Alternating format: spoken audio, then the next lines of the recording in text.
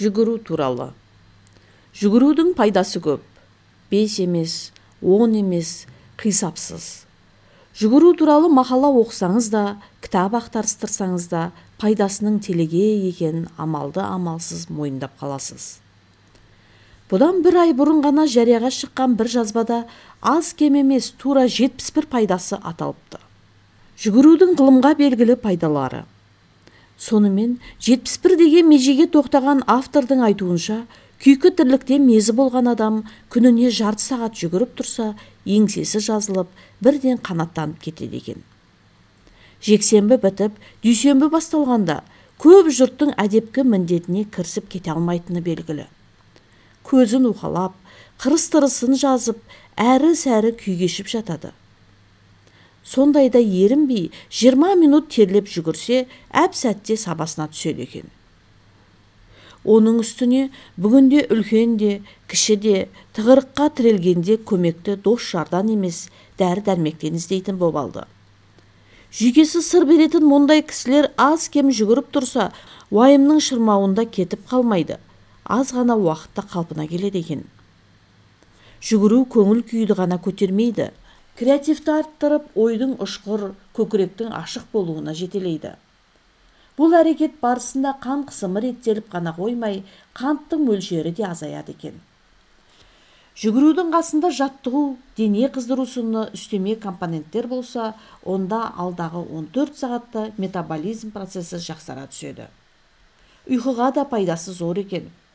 Жүгірген күні мерейіңіз ғана өспейді, түнгі тыныс та берекелі болады. Жайлы жатып жақсы тұрасыз. Тұяқ серппей ұйықтайсыз.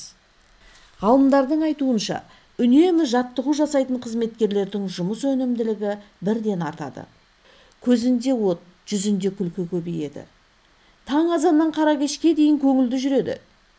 Ең қызығы, жаттығу жасалмаған күні, яғни аяқ қолы арнайы шынықпаған күні, жүректе өрек көп тұрмайды екен.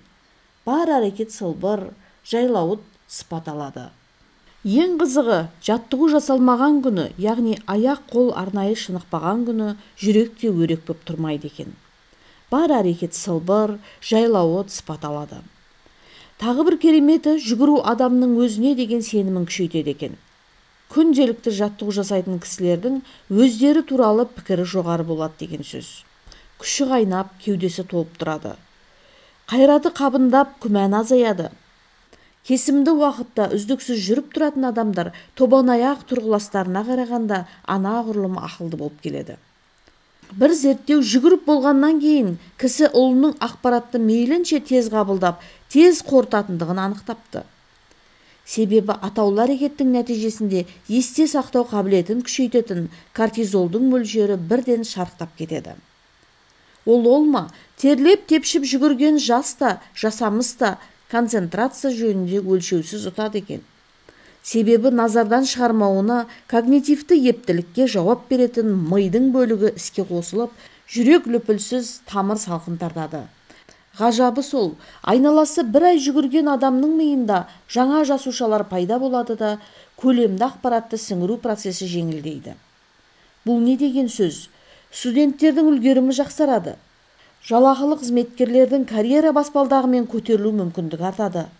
Ал бизнес ұстаған кәсіпкерлердің табысы молаяды деген сөз. Жүгіру денедегі артық калорийлер мен майларды ертіп, бірте-бірте қозы қарынды кетіреді. Белдің шыбықтай, дененің тарамыстай болуына жетелейді.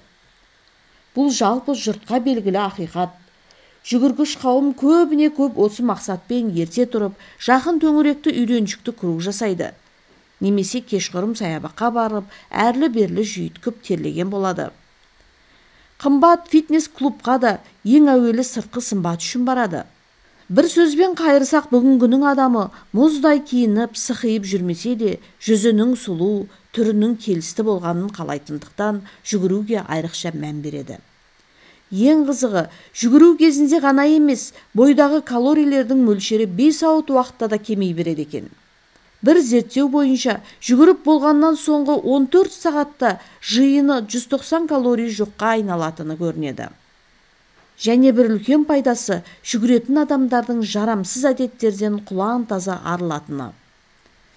Дене мен көңіл күйі табиғи жолмен жөнге келтірілгендіктен мұндай кісілер темекіге, ішімдікке, зиянды дәрілерге мұқтаж болмайды. Біреуге ренжісе, тұйық мұңға батып, құлазыса жасанды дәрмекті медет іздеп шаршамайды. Жүгірудің арқасында тезінен қалыпқа түсіп, байсал табады. Жүгіру кезінде термен бірге шыққан сөл денені бар қуатынан айыратыны белгілі. Сондайда кеткен витаминнің орнын толтыру үшін шаршап шалдыққан әуесқой атлет жеміс-жидек пен нәрлі тамаққа тәбеті тартады. Ғылымдардың айтуынша жақсы әдет те жұқпалы болады. Біреудің жүгіріп жүргенін көрген көлденең кісілер де бірте-бірте спортқа бейіл береді. Жүгірудің жүрекке пайдасын айтып жатудың өзі артық. Балаға да белгілі жайт. Ғылыми зерттеулер тұрақты жүгіру әдеті холестеролдың мөлшерін азайтып, адамның ғұмырын ұзартатынын көптен бері дәлелдеп жүр. Күн құрғатпай жүгіріп тұратын адамдардың жаны ғана мерейлі болмайды, жүрегі де саламатта болады. Жүректен кетіп қалу ықтималы мейлінше азаяды деген сөз. Күнде жүгіретін әдет тапса, диабет сынды ауруға ұшырағандардың да жүректен кетіп қалу қаупі әжептәуір төмендейді. Ал шындап келгенде осындай игіліктері үшін ғана атаулы рәсімді күнделікті өмірімізге енгізуге болады. Бұл әдет барлық жұрттың, студенттің де, қызметкердің де, кәсіпкердің де көсегесін көгертеді. Бұрынғылар қандай мақсатпен жүгірген? Ең қызығы, бұрынғылар жүгірмеген. Қазақ та, кәріс те, ағылшын да, неміс те жүгірмеген. Соңғы ғасырда есептемегенде ескіліктің шығармаларында күнбе-күн жүгіріп тұратын адамды жолықтырмайсыз.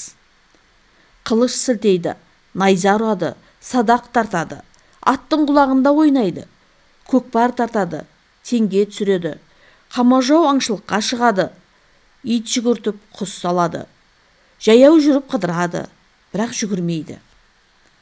Және ең бастысы, аталмыш әрекеттерді пайдалы болған үшін жасамайды. Аң аулауға шықса, таза ауа жұтамын, бұлшық еттерімді шынықтырамын, санамды тазартамын демейді. Қызық болған үшін, көңілі қалаған үшін істейді. Көкпар тартқанда денсаулыққа игілікті әсері туралы ойламайды. Жарыс дейді, қызық дейді, әйтеуір алдын ала 71 пайдасын ойланып жатпайды. Айтпақшы, бұрынғылардың арасында жүгіргендер бар. Гректер, олимпиада, марафон сынды әлі күнге дейін мәнін жоғалтпаған сөздер мен рәсімдер солардан қалған. Бірақ олар пайдалы болған үшін жүгірмеген. Бір-біріменен жарысу үшін бәйгеге түскен.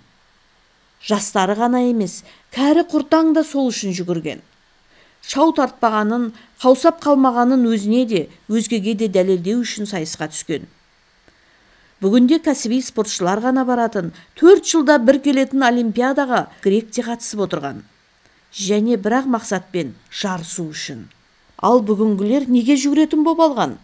Және жүгірмес бұрын неге пайдасы мен берерін таразылайтын боп алды? Мұның жауабын соңғы 2 ғасырда орын алған капиталистік үдерістер мен адам капиталы төңірегіндегі толғамдардан табуға болады. Бүгін экономикаға өмірден ләззат алатын адам емес, ертелі кеш еңбек ететін темір өзек жұмыскер керек. Бұл жұмыскер шаршамауы керек, қашанда бәсекеге қабілетті адам екенін дәлелдеп отыру керек. Сол үшін әрине жүгіру керек. Көп адамның жүгіруді бастап, орта жолдан тастап кететіні сондықтан болса керек. Табиғатына жат, болмысына қайшы. Бұдан жүгірмеу керек деген қорытынды шықпайды. Жоғарыда жүгірудің әр түрлі пайдасын таңбалап шықтық қой. Күмән болмауы тиіс. Алайда бастап алып тастап кете бермес үшін ықыласты кісі 2 сұраққа жауап беру керек. Біріншісі, шынымен қалай ма, жоқ па? Екіншісі, бүкіл қиындықтарды көтеріп алуға бар ма, жоқ па? Өйткені жүгіру іше салатын пайдалы су емес, күнбе-күн атқаратын міндеттер қатарында. Жүгіруге бекінген адам осы жағын ойлануы керек.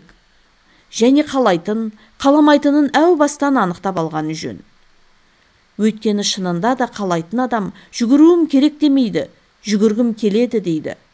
Палау жегім келеді, манты жегім келеді деген сияқты.